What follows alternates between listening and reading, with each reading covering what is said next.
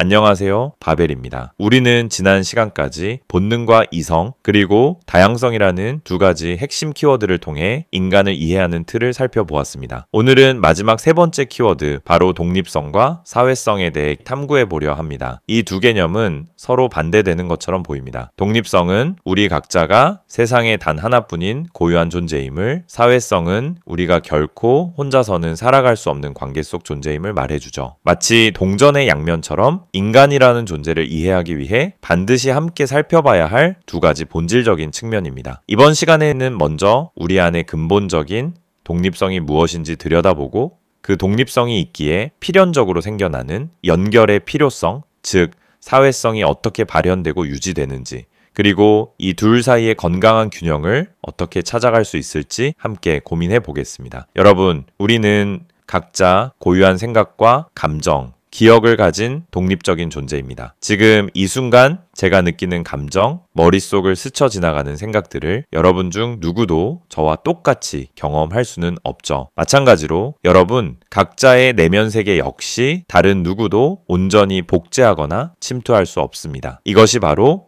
인간의식이 가진 근본적인 독립성, 분리성입니다. 우리가 얼마나 서로 연결되어 있는지 혹은 어디까지 연결될 수 있는지 한번 생각해 볼까요? 이 연결될 수 있는 한계, 즉 독립성을 아주 간단한 게임을 통해 느껴볼 수 있습니다. 바로 가위바위보입니다. 가위바위보는 규칙이 단순하고 승패 확률이 공평해서 사소한 분쟁 해결에도 곧잘 쓰이죠. 바위는 가위를 이기고 가위는 볼을 이기고 보는 바위를 이깁니다. 이 게임이 공평한 근본적인 이유는 무엇일까요? 바로 상대방이 무엇을 낼지 내가 미리 알 수 없기 때문입니다. 내가 무엇을 내든 이길 확률, 비길 확률, 질 확률은 각각 3분의 1로 동일하죠. 서로 가위바위보라고 외치며 동시에 손을 내미는 순간 상대의 선택은 내게 완전히 가려져 있습니다. 정보의 연결이 차단된 상태인 거죠. 만약 게임 전에 상대방이 나에게 나 이번 판엔 무조건 바위 낼 거야 라고 선언한다면 어떨까요? B는 그럼 난 보자기 내면 이기겠네 하고 확신할 수 있을까요? 아닙니다. A의 말이 진심인지 아니면 나를 속이려는 심리전인지 B는 결코 100% 확신할 수 없습니다. A가 아무리 목숨을 걸고 맹세하거나 옆에서 다른 친구 C가 A는 진짜 바위 낸대 라고 거들어줘도 B의 입장에서 A의 내면의 의도는 여전히 미지의 영역으로 남아 있습니다. 이 가위바위보 예시는 우리에게 중요한 사실을 시사합니다. 아무리 우리가 가까운 사이라 할지라도 혹은 명확하게 의사를 전달하려 노력한다 할지라도 타인의 마음속 생각과 의도를 완벽하게 읽거나 확신하는 것은 불가능하다는 것입니다. 우리의 의식은 마치 각자에게 주어진 독립된 방과 같아서 서로 문을 두드리고 대화할 수는 있지만 그 방 안에 완전히 들어가 하나가 될 수는 없는 것이죠. 이러한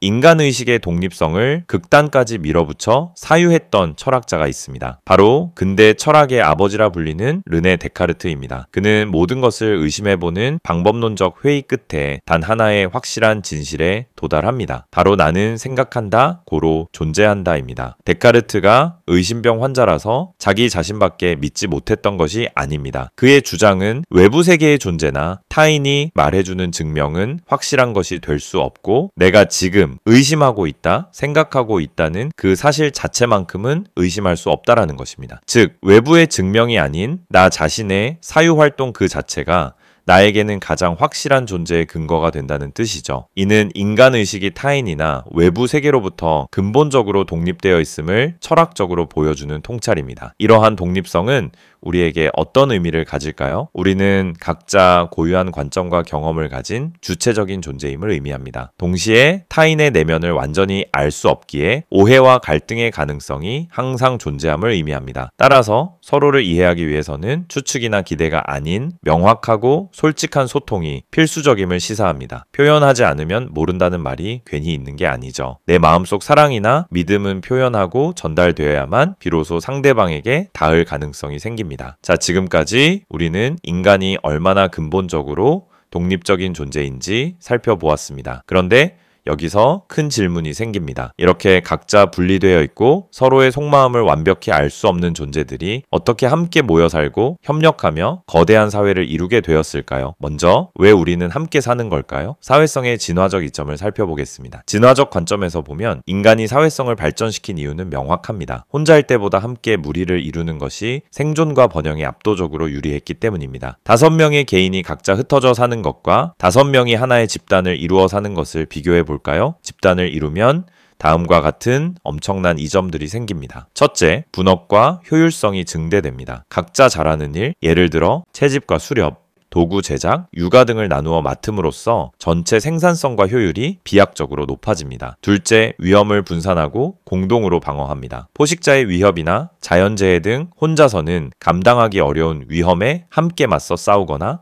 서로를 보호함으로써 생존 확률을 높입니다. 셋째, 자원을 공유하고 안정성을 확보합니다. 식량이나 중요한 자원을 함께 확보하고 나누어 씀으로써 개인이 겪을 수 있는 부족의 위험을 줄이고 안정적인 생활을 유지합니다. 넷째, 지식과 기술을 축적하고 전수합니다. 개인이 발견한 유용한 지식이나 기술, 예를 들어 불 피우는 법이나 약초 구별법 등이 집단 내에 공유되고 다음 세대로 전수되면서 집단 전체의 역량이 강화됩니다. 다섯째, 사회적이고 정서적인 지지를 얻습니다. 외로움을 달래고 어려울 때 서로 돕고 위로하며 심리적 안정감을 얻습니다. 이는 스트레스 감소와 정신건강 유지에 필수적입니다. 이처럼 함께할 때 얻는 이점이 너무나도 컸기에 인간은 자연스럽게 서로에게 의존하고 협력하는 사회적 동물로 진화해온 것입니다. 하지만 독립성이라는 장애물이 있습니다. 어떻게 서로를 믿을 것인가 하는 문제죠. 앞서 살펴본 독립성은 이러한 집단 형성과 유지에 큰 장애물로 작용합니다. 서로의 마음을 완전히 알 수 없고 언제든 상대가 나를 속이거나 배신할 수 있다는 가능성이 존재한다면 어떻게 마음 놓고 협력할 수 있을까요? 신뢰가 없다면 사람들은 그저 같은 공간에 모여 있을 뿐 진정한 의미의 협력하는 집단이 되기 어렵습니다. 오히려 서로를 끊임없이 경계하고 의심하며 에너지를 소모하는 어쩌면 혼자일 때보다 더 위험한 상황에 놓일 수도 있습니다. 만약 인간의 협동에 신뢰가 없다면 어떤 일들이 벌어질까요? 사소한 약속도 불가능해집니다. 내일 아침 사냥 같이 가자는 약속조차 상대가 나올지 안 나올지 믿을 수 없어 무의미해집니다. 자원 분배도 어려워집니다. 힘들게 얻은 식량을 나누어도 공정하게 분배될지 혹은 나중에 내가 어려울 때 도움을 받을 수 있을지 불확실합니다. 공동 프로젝트는 실패하기 쉽습니다. 함께 집을 짓거나 방어 시설을 만들어도 누군가는 꾀를 부리고 자기 몫을 다하지 않을 것이라는 불신 때문에 제대로 진행되기 어렵습니다. 거짓 정보가 넘쳐날 수 있습니다. 서로에게 필요한 정보를 공유해도 그 정보가 진실인지 거짓인지 판단할 수 없어 혼란만 가중됩니다. 갈등과 보복의 악순환에 빠질 수 있습니다. 작은 오해나 불신이 쌓여 큰 갈등으로 번지고 저 사람이 나를 해칠지 모른다는 두려움 때문에 선제적으로 공격하거나 보복하는 악순환에 빠질 수 있습니다. 이런 문제를 해결하기 위해 신뢰를 구축하는 장치가 필요했습니다. 바로 규칙, 처벌, 그리고 평판입니다. 이처럼 독립적인 개인이 모여 안정적인 사회를 이루기 위해서는 서로를 믿고 예측 가능하게 행동할 수 있도록 만드는 사회적 장치가 필수적이었습니다. 그것이 바로 규칙, 즉 법, 규범, 약속과 처벌, 즉 제재, 불이익, 그리고 평판,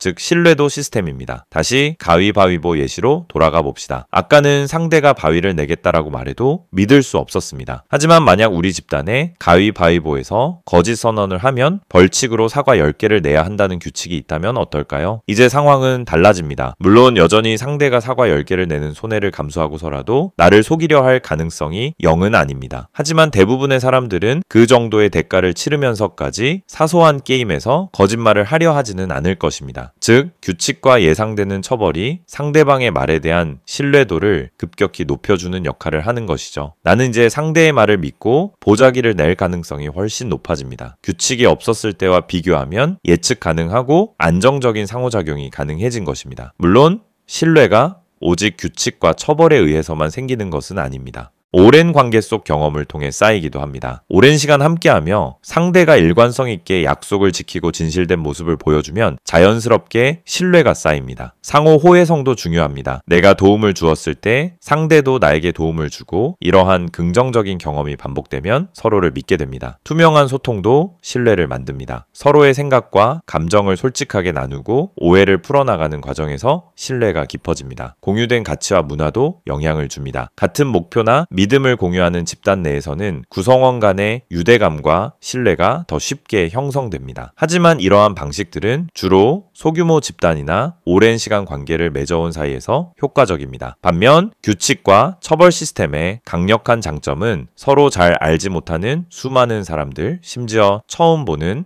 낯선 사람과도 일정한 수준의 신뢰를 바탕으로 상호작용하고 협력하는 것을 가능하게 해준다는 점입니다. 현대 사회의 법, 제도, 계약 시스템 등이 바로 이러한 역할을 수행하고 있죠. 다음으로 다양성과 사회적 규칙의 관계를 살펴보겠습니다. 여기서 우리는 앞서 다룬 다양성 개념을 다시 떠올려 볼 필요가 있습니다. 인간 사회는 단순히 많은 사람이 모인 것이 아니라 지난 시간에 살펴보았듯이 매우 다양한 생각, 가치관, 성향, 능력을 가진 개인들이 함께 어우러져 살아가는 곳입니다. 이러한 다양성은 사회 전체의 적응력과 창의성을 높이는 강력한 힘이 되지만 동시에 오해와 갈등의 소지를 더 크게 만들기도 합니다. 서로 너무 다르기 때문에 같은 상황을 전혀 다르게 해석하고 예상치 못한 방식으로 반응할 수 있기 때문이죠.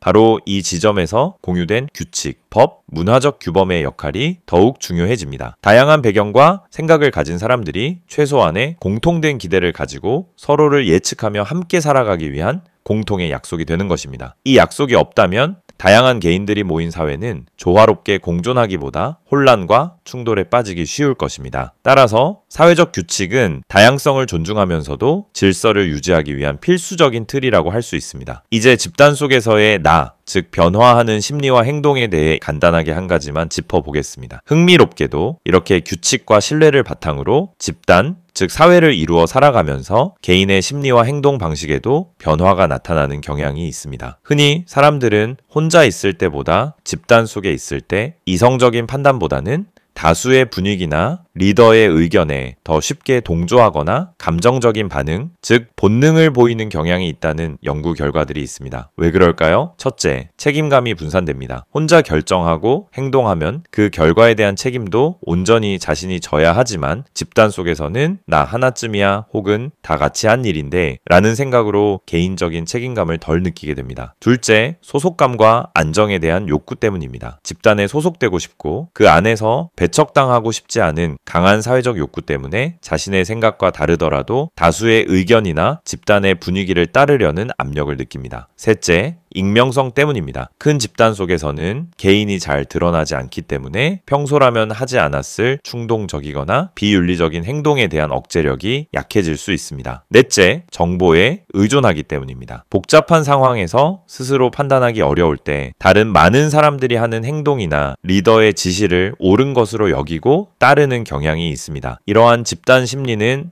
때로는 강력한 협동과 연대를 가능하게 하는 긍정적인 힘으로 작용하지만 예를 들어 재난 상황에서의 자발적 구조 활동처럼요. 때로는 비합리적인 결정이나 집단적 광기, 개인의 개성 상실과 같은 부정적인 결과를 낳기도 합니다. 역사 속의 집단 학살이나 맹목적인 추종 문화를 예로 들 수 있겠죠. 따라서 우리는 개인을 대할 때와 집단을 대할 때 혹은 내가 개인으로 있을 때와 집단의 일원으로 있을 때 우리의 생각과 행동이 어떻게 달라질 수 있는지 인식하는 것이 중요합니다. 결론적으로 나와 우리의 건강한 균형을 찾아야 한다라고 말씀드립니다. 자, 오늘 우리는 인간의 근본적인 독립성 에서 출발하여 그 독립성을 바탕으로 어떻게 사회성을 발전시키고 신뢰와 규칙을 통해 연결되어 살아가는지를 탐구했습니다. 결국 인간이란 존재는 결코 타인과 완전히 하나 될 수 없는 독립적인 나이지만 결코 혼자서는 살아갈 수 없는 사회적인 우리이기도 합니다. 이 두 가지 모습은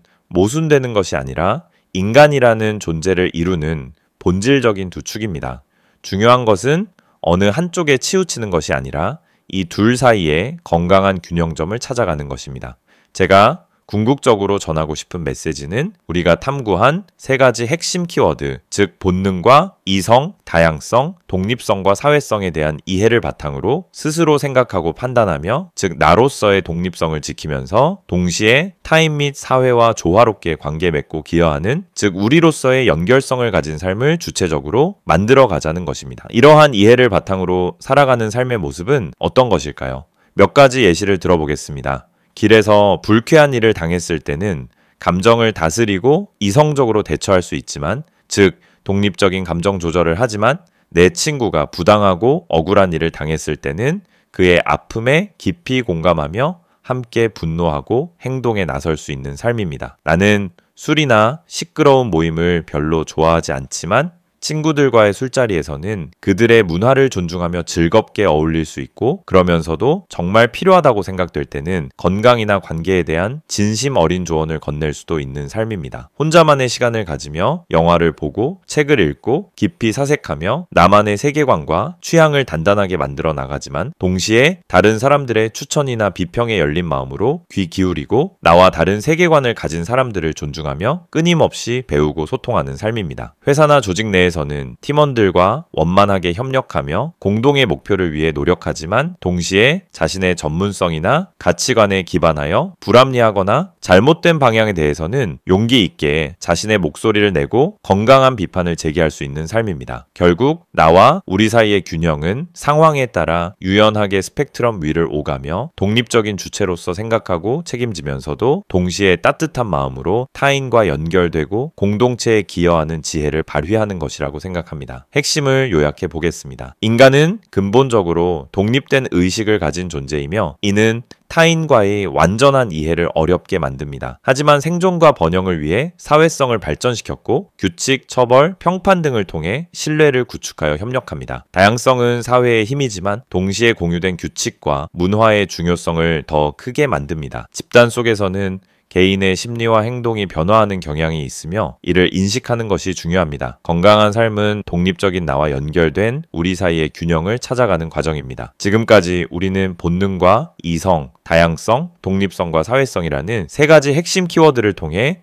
인간을 이해하는 큰 틀을 함께 그려보았습니다. 물론 인간이라는 존재가 이 몇 가지 키워드로 완벽하게 설명될 수는 없을 것입니다. 하지만 이 틀이 여러분이 자신과 타인, 그리고 우리가 살아가는 이 복잡한 세상을 조금 더 깊이 이해하는데 작은 나침반이 되기를 바랍니다. 누군가는 방대한 역사 지식 속에서 또 누군가는 길 옆 모퉁이에 핀 작은 들꽃 한 송이에게서 삶의 통찰을 얻기도 합니다. 제가 오늘 나눈 이야기들이 여러분 각자의 삶 속에서 또 다른 깨달음과 연결되는 계기가 된다면 더할 나위 없이 기쁠 것입니다. 다음 시간부터는 지금까지 다룬 주요 개념들을 바탕으로 우리 주변에서 흔히 볼 수 있거나 혹은 이해하기 어려웠던 구체적인 사례들, 예를 들어 특정 사회 현상, 인간관계 갈등 등을 하나씩 선정하여 오늘 배운 관점들을 적용해 분석하고 해석해보는 시간을 갖도록 하겠습니다.